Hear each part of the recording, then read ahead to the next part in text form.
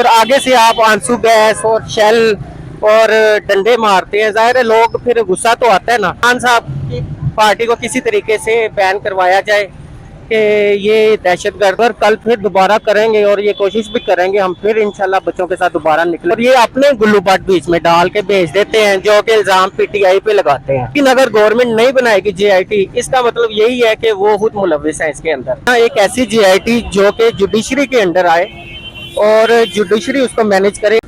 अस्सलाम वालेकुम नाज़रीन, आप देख रहे हैं उर्दू स्टोरीज। मैं हूं आपका मेज़बान मुश्ताक खान लोधी। नाज़रीन, आज मौजूद है ज़मान पाक लाहौर में। यहाँ कारकुनान की एक बड़ी तादाद मौजूद है। आइए कारकुनान से बात करते हैं। अस्सलाम वालेकुम सर। वालेकुम सलाम। क्या नाम है आपका? अता रसूल। अताउर रसूल। अता साहब, मुझे बताएंगे आप यहाँ पर आए हैं, खान साहब की सपोर्ट के लिए आए हैं, बच्चों को भी साथ लेके आए हैं? बिल्कुल। अच्छा, खान साहब की जो जमानत है अलकादर ट्रस्ट में तो उन्हें 15 दिन की दी थी, बाकी जमानतें उनकी कल खत्म हो रही हैं। अगर कल खान साहब को गिरफ्तार किया जाता है, जैसे कि राना सनाउल्लाह ने पहले भी पैगाम दिया, तो आप क्या कहेंगे? उस पर गिरफ्तारी हुई तो क्या होगा?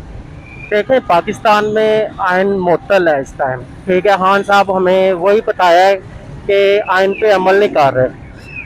अगर कल फिर दोबारा करेंगे और ये कोशिश भी करेंगे हम फिर इंशाल्लाह बच्चों के साथ दोबारा निकलेंगे और हम ये होने नहीं देंगे इंशाल्लाह। अच्छा, अभी जो पहले खान साहब की गिरफ्तारी पे जिस तरह से एहतजाज हुआ, वो एहतजाज किसी भी तरह काबिल कबूल नहीं है। एक महज़ब मुआशरे में खान साहब भी इस तरह के एहतजाज को कभी प्रमोट नहीं करते। आप मुझे बताएं कि अब कल जो एहतजाज अगर होता है, अगर किसी किस्म की कोशिश की जाती है, तो पुरअमन होगा एहतजाज?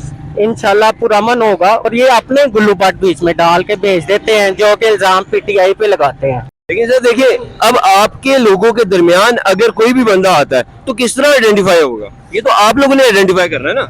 नहीं, देखें, आप जहाँ पे 100 लोग हों और वहाँ पे दूसरी पार्टी के 1-2 आ जाएं तो पता तो नहीं चलेगा।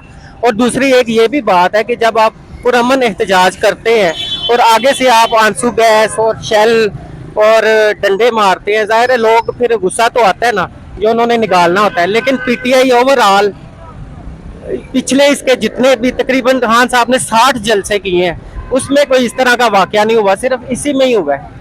ठीक है, इसकी क्या वजह है कि ऊपर कोई क़यादत मौजूद नहीं थी या क्या मामला था? लोग पुरअमन है, गुस्सा भी था उनके अंदर, ठीक है।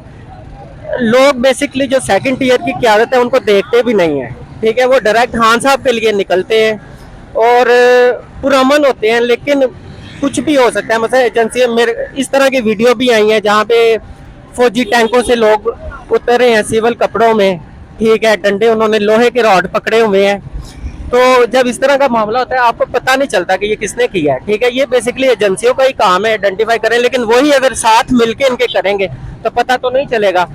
उनका बेसिकली टारगेट भी यही है कि खान साहब की पार्टी को किसी तरीके से बैन करवाया जाए कि ये दहशतगर्द है, और इस तरह डिक्लेयर करके आप अपने के खान साहब जेल में थे फिर भी उनके ऊपर दहशतगर्दी के मुकदमे बनाए। वो तो ऑर्डर नहीं दे सकते जेल में कि आप कोर कमांडर हाउस पे जो एहतजाज हुआ, जो जलाओ घेराव हुआ, उसका भी मुकदमा खान साहब पे दर्ज कर दिया गया। हाँ जी, आपके सामने ही है। आप खुद ही बताएं कि एक बंदा जेल में है और वो किसी से बात नहीं कर सकता, वो कैसे ऑर्डर दे सकता है कि आप कोर्ट कमांडर? कहते हैं कि ये प्री प्लान था सब कुछ, ये चीजें पहले से प्लानिंग, बहुत अरसे से प्लानिंग की जा रही थी, फौजी तंसीबात पे हमले की और ये सब चीजें।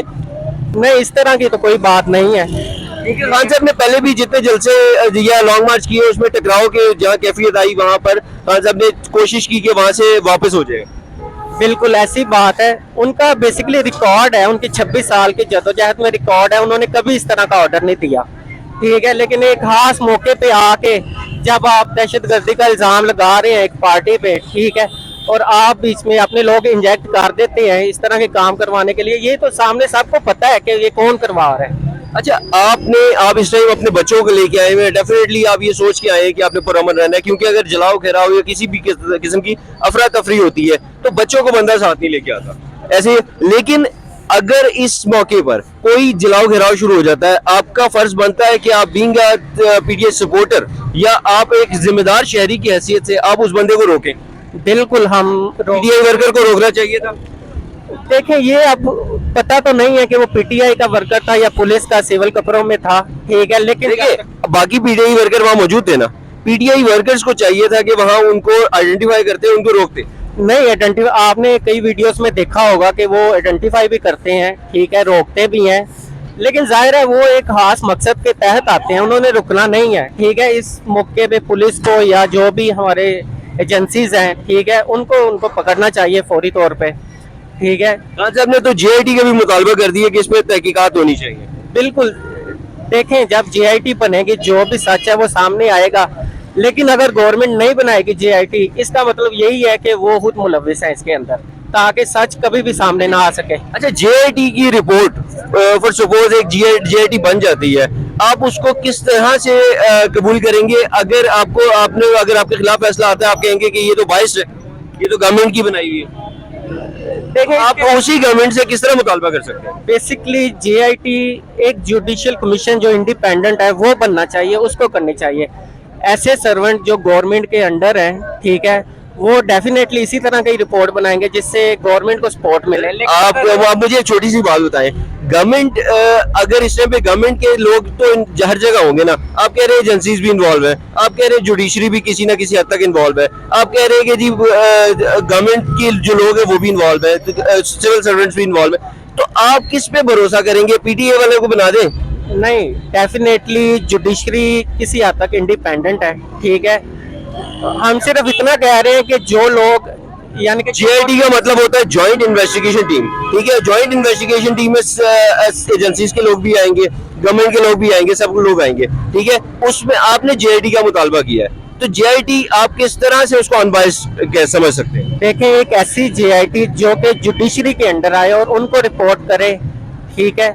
आपने देखा कि पहले नवाज शरीफ के केस में भी जेआईटी बनी थी, तो ऑफिसर्स तो गवर्नमेंट के ही थे, लेकिन जुडिशरी ने अपना होल्ड रखा, उनको मजबूर किया कि वो सही जेआईटी अपनी रिपोर्ट निकाले। इसी तरह एक ऐसी जेआईटी जो कि जुडिशरी के अंडर आए और जुडिशरी उसको मैनेज करे, ऐसी जेआईटी पे सारे लोग एतबार कर सकते हैं। एतबार करेंगे, जो फैसला आएगा कबूल करेंगे इंशाल्लाह।